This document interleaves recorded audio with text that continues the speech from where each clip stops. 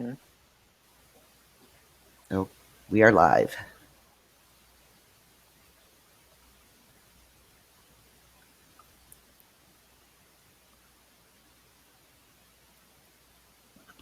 Good afternoon, everyone.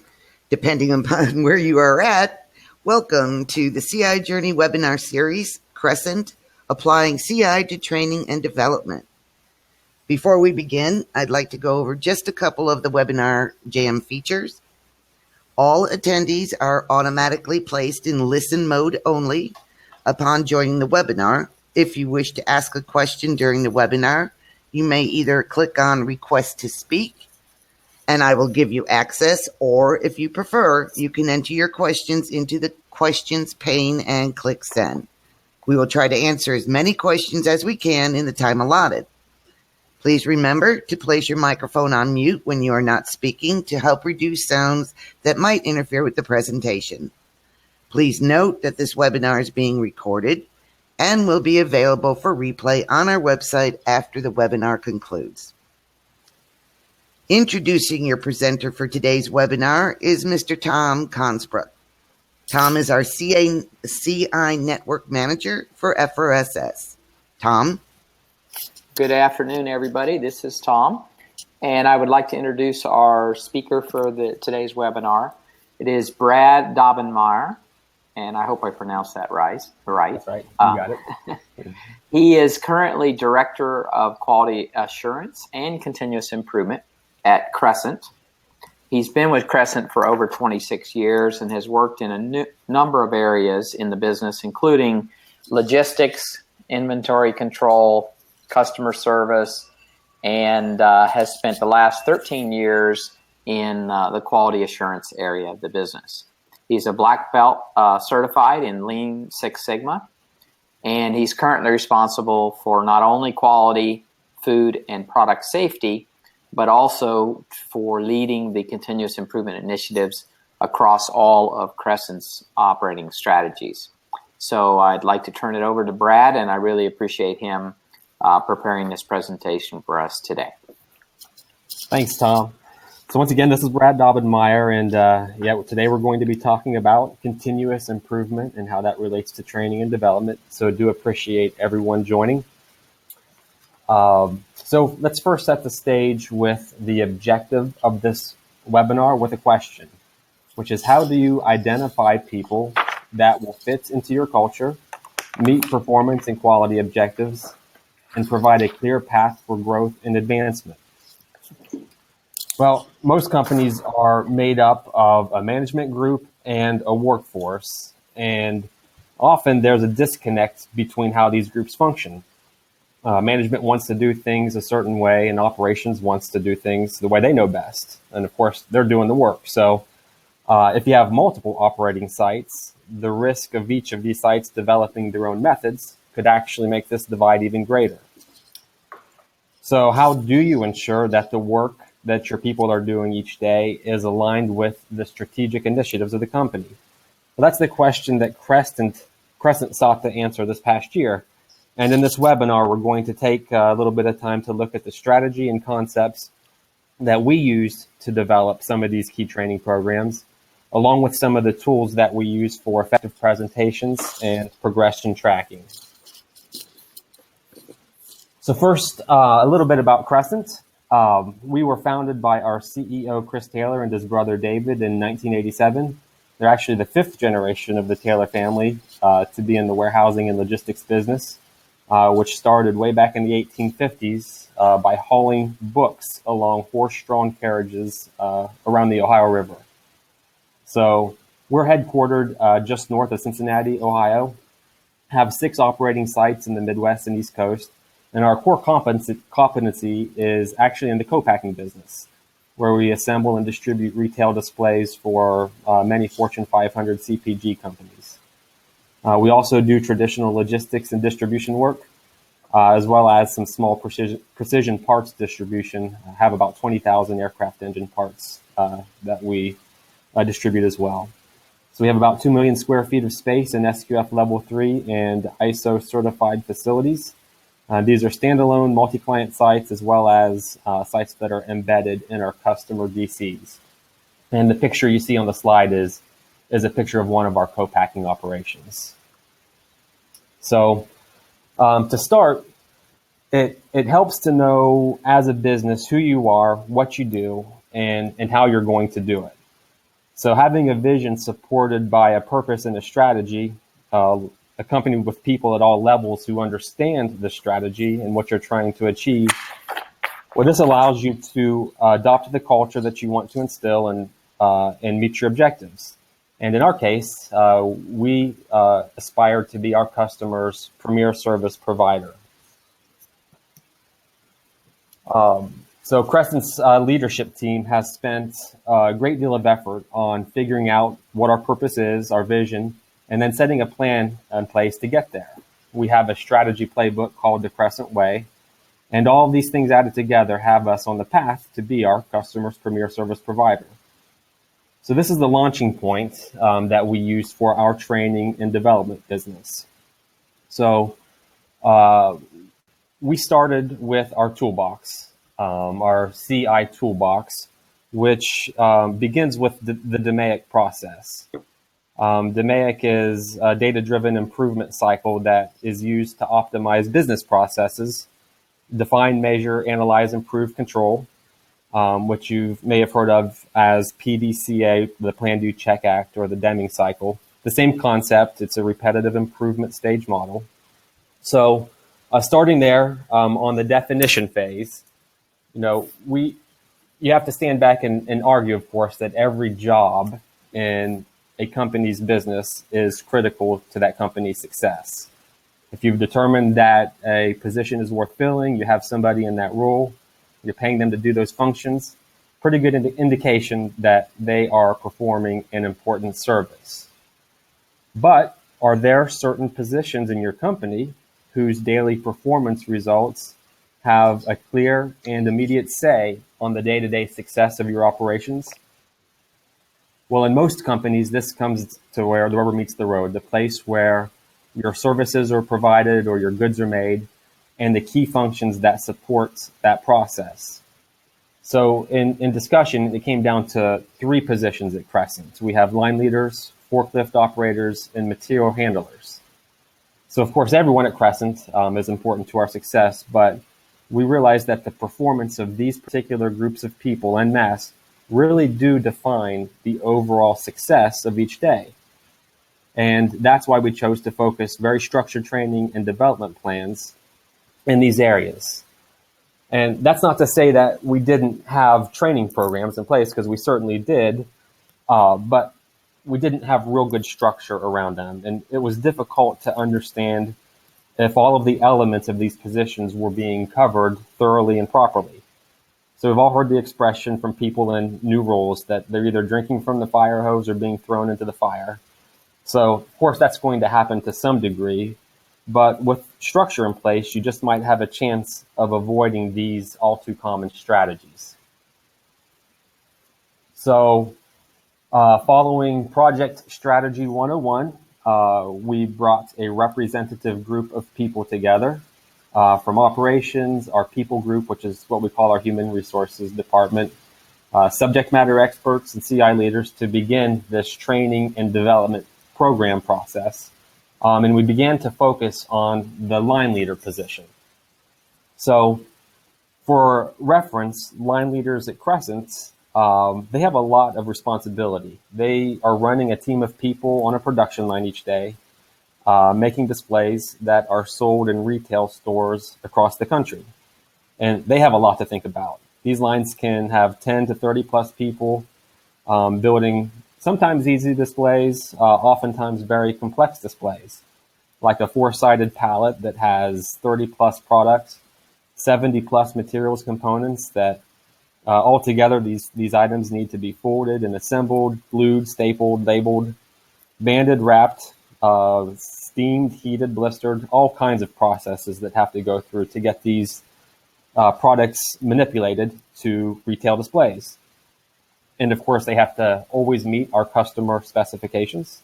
And there's often changeovers throughout each shift each day to be managed as well. So focusing on this position, the first team the first thing the project team did was define what did Crescent want to achieve in these development programs. Well, in line with our company strategy, Crescent, as a company, we want highly trained and a flexible workforce that allows us to be our customers' premier service provider. And what did we want for our people?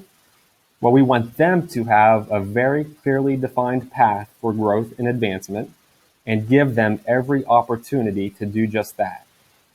And we want them to understand what this path looks like from day one, the moment they walk through our doors. And throughout the process, we always want to be fair and consistent in how we evaluate and promote them. So we all know that oftentimes people have been in a role for so long, and in order to advance them to a level to get a little more money, without much data, they just get bumped up. So that was happening, and I've in discussions with I know it's a common occurrence. But through our discussions, we realized that if we build a program around the second point, meaning that we are providing clear growth and direction for our people, we would achieve the first point, which is a highly trained and flexible workforce. And if we succeed in this individual development, that in time we will see that growth reflected in operational improvements in the company as a whole. So with that defined, what we were attempting to achieve here, we needed to map it out, how we were going to go about this strategy. So it started out with understanding how these positions are made up. And there's hundreds of daily motions, tasks, and processes that are required to execute these positions. And then they also have to be able to work well with others, so soft skills to help others around them succeed as well. And it is a daunting effort to measure all of these efforts, to say the least. So one of the elements that we use when designing programs, when we're looking at CI, is it's called subtract until it breaks. So CI, Lean Six Sigma, these processes can be as complicated as you want to make them. But driving waste out of a process can be pretty straightforward if you're able to break things down to the most basic levels and figure out the ways to eliminate wasted steps and eliminate defects. So if you can simplify a process to the point where it doesn't function and then add the missing elements back in to make it whole again, you've succeeded in driving waste out of a process. So this is a good concept to keep in mind when brainstorming process improvement. So we broke down each of these positions, starting with a line leader, to 2 or 3 levels, depending on the job complexities, from the most basic functions to the most complex. So level 1, it's achieved by meeting the minimum skills defined for that role in a 30 to 45 day orientation period. And then levels 2 and level 3, they build on the previous level, adding more complex operations and raising the bar on efficiencies. Safety and quality targets, they are set at a high level to begin with. You really can't compromise there, but you can always improve upon them. So those are tracked as well. And all of these points are covered in the first day of orientation. So this orientation day, it's a really important step because it's where you have the best chance to make a great first impression, the opportunity to differentiate ourselves and give our associates a very good understanding of the journey they're about to embark on. The orientation includes an overview of the company, what our strategic vision is, who our customers are, the services we provide in the department that they're working in, plus other areas as well. And then, of course, details about the position that they're going into, and safety and quality and GMPs, and what it takes to be successful in that role. So we use a pretty neat program in this orientation period called Prezi. Prezi allows you to take a PowerPoint demonstration and apply animations very easily. So you can see on the screen here, this is a canvas, is what it's called. It's a visual representation of a production floor. And as you talk through the elements of the co-pack process, you can zoom into that physical area that's being referenced and attach slides, pictures, or videos that are focused on that subject. So, for example, if you're talking about safety when it comes to pedestrian and fork truck there in the pedestrian walk aisle, you can zoom straight into that area there and give some more in-depth process details on how to be safe in that area. If you want to go over what's posted on bulletin boards or KPI boards, you can see the bulletin board against the door on that back wall. You can zoom in there and go over just pictures from the production floor and some of the things they will see out there and what those mean, certain key performance indicators.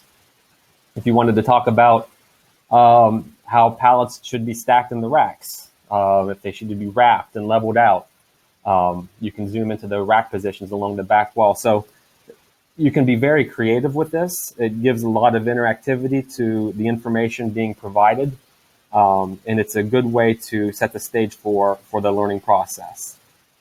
So unfortunately, this presentation, I can't do animations or video, but you can go to prezi.com, Prezi.com, for more details. So also in the orientation program, we have a lot of people at Crescent who have achieved tremendous success and advancement during their time with us. So we have many of these real-world examples intertwined with tips and advice on how to succeed and have successful growth in an achiever pamphlet. So this is also covered in the orientation period. And then it's immediately followed with a safety tour and walk around the facility. So that's how we get things started to set the stage for growth. And then once that's done, they get into a curriculum that has been built by breaking up each of the levels into 10 key development areas. And the ability to be proficient in these 10 areas, that's what allows individuals to advance to the next level. So what's most critical, though, is developing clearly defined targets in each of these areas to ensure that the objectives are achieved and sustained. So some of the, obviously there's not 10 points here, but these are the areas that we're focused on: the critical process knowledge, a detailed checklist of the required skills that's tracked through the training process, performance efficiencies and output targets, putting the training to use, quality, which is what we internally call process accuracy. It's measured by DPMO and rework percentages. Safety incidents are carefully tracked. We use quizzes to allow the associates to demonstrate the knowledge of skills learned. And then there's assessments that are completed by management and supervisors. And of course, there's the time element. You have to give some time to allow the associates to successfully encounter the obstacles and roadblocks that will get in the way of learning. So there are minimum time elements involved in the development programs as well. So that's the basic curriculum overview, and the next 30 to 45 days are then made up of a combination of classroom training, system demonstration, and veteran mentorship on the floor. The performance objectives are defined, and it's important to note that not everybody will make it through this orientation period, and that's okay because this work is not for everyone. And you want to use this time to understand if the people that you're working with will fit into the culture of your organization. And it's best for everyone involved to identify those who are going to be a good fit. So with that structure in place, we're able to initiate the program and start to analyze the process. And as we're going through this, there were some that wanted to have a fully polished program put together before we could, formally start this. And we were encouraged by our chief people officer that as long as we had the fundamentals in place, we just really needed to start. You could spend a lot of time on areas that actually didn't make a lot of sense when the whole thing was done and needed to be flushed from the process.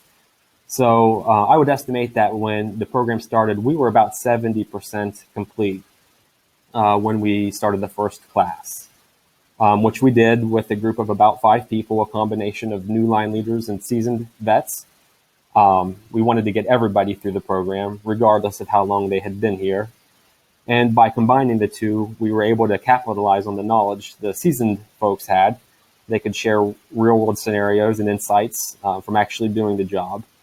And one of the key learnings that we had from this is because we were putting the points that we wanted to cover in detail together, even if somebody had spent a lot of time in the process on the floor, there were quite a few things that they didn't realize were possible in the process and systems that we were using. So they picked up on a lot of things that that we didn't know they didn't know. So it helped improve their understanding and knowledge as well.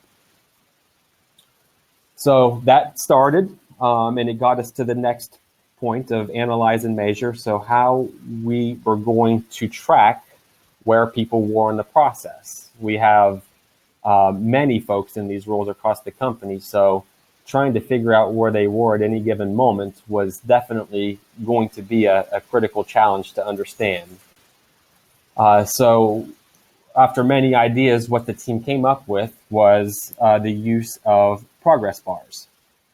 We felt that the best approach was to have full transparency to visually track the progression. So during the orientation program, a progress bar is attached to the wall in our training rooms.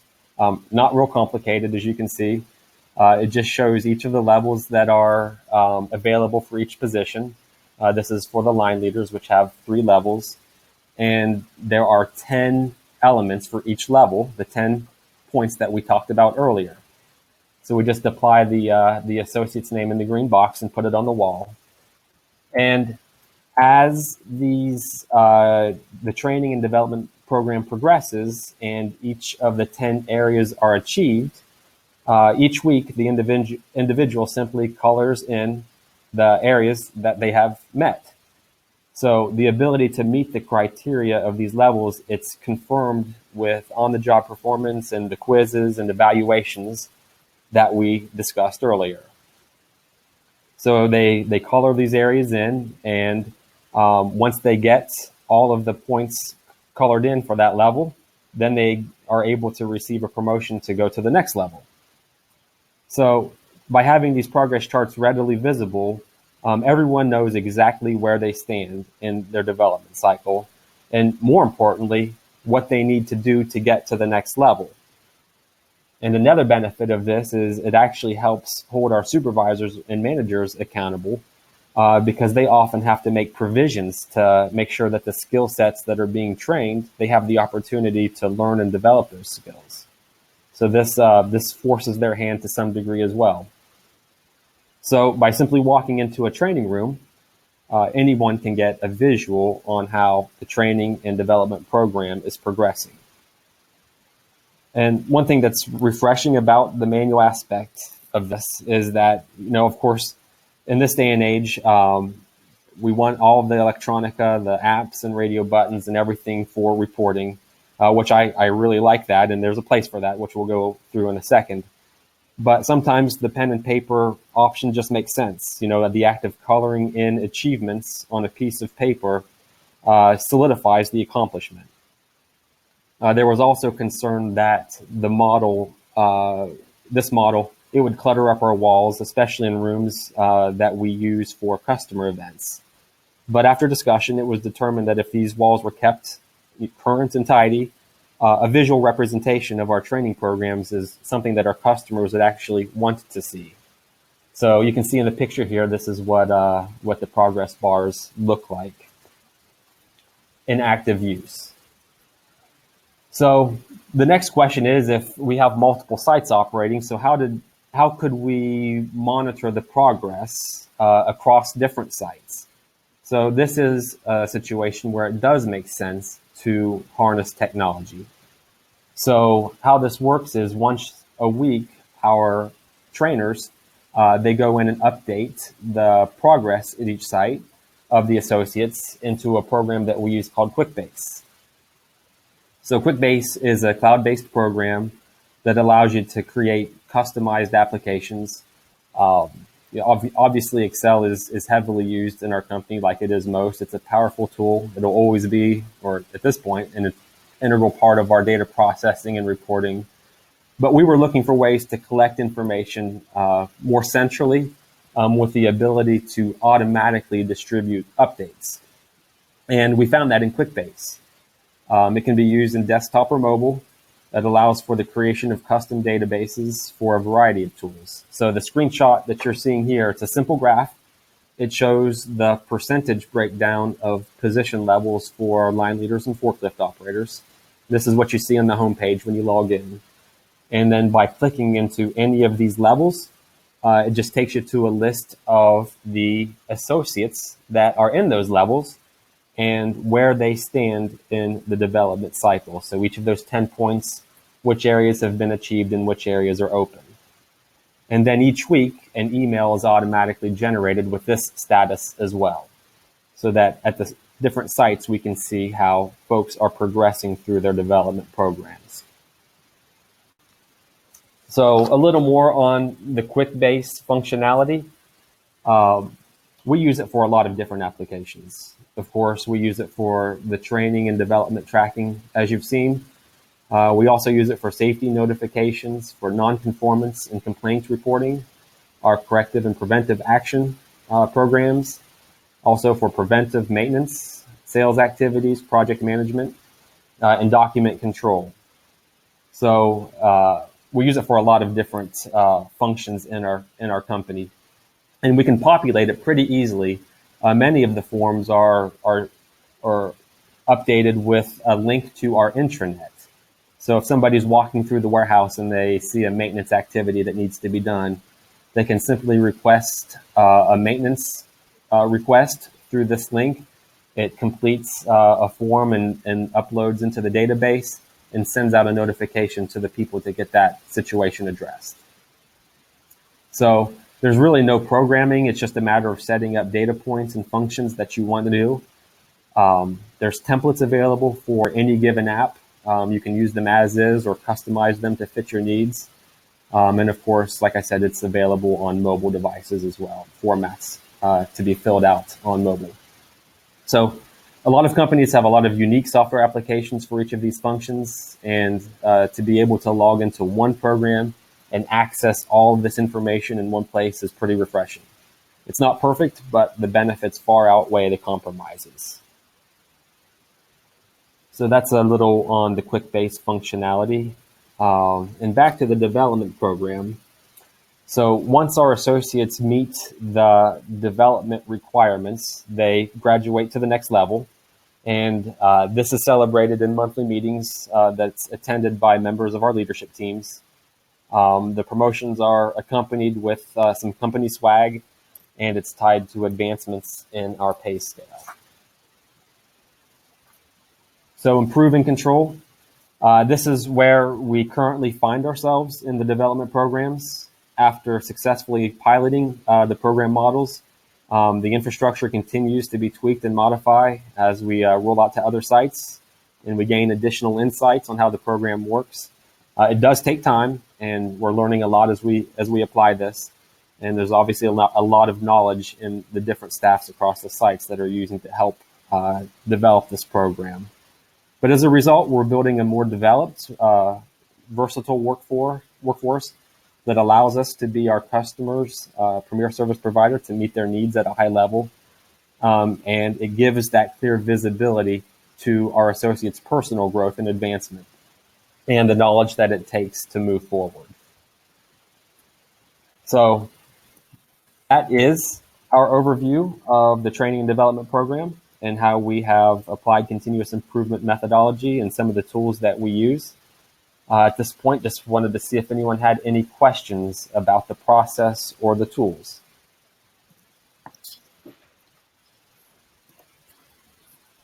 Brad, this is Tom. Thank you. I do have a couple questions. First of all, this is the first I've ever seen where QuickBase is used to track things outside the normal accounting functions, which is pretty intriguing, really, if it's as easy as you guys have found it to be. So thank you for sharing that. I think that's perfectly, it's a good system for companies that don't necessarily have to have some customized process. But I did have a question. As you, hiring the right people, I think is always a challenge. And my question would be, you had mentioned that there's some people that don't make it through kind of the overall orientation process because this work isn't the right work for everybody.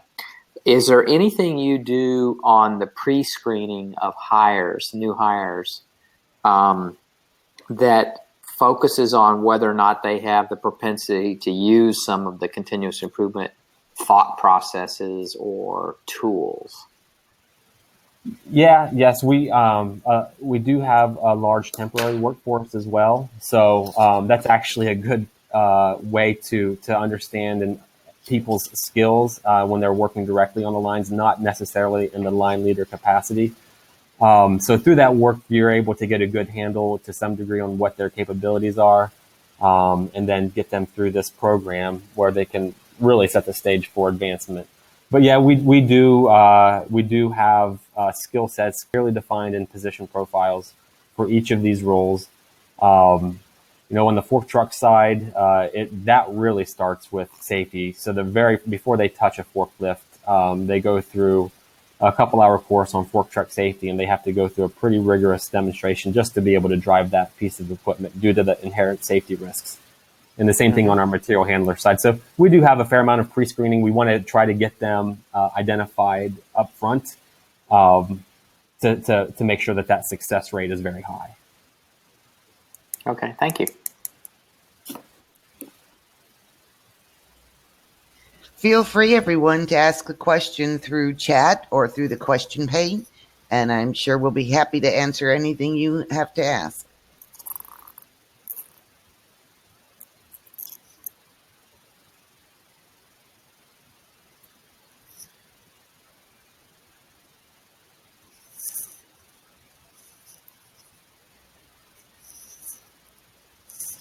Are there any other questions?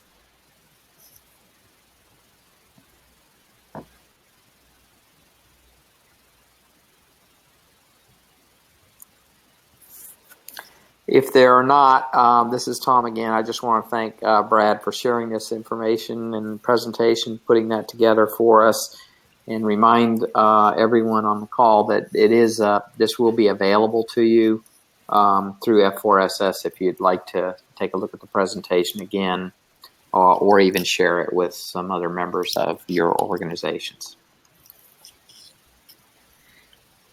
Thank you, Tom. Thank you, Brad. Very informative presentation.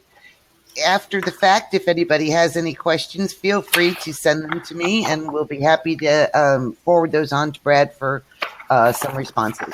Thank you. Thank you, everybody. This concludes our presentation. Have a good afternoon. All right. Bye-bye. Bye.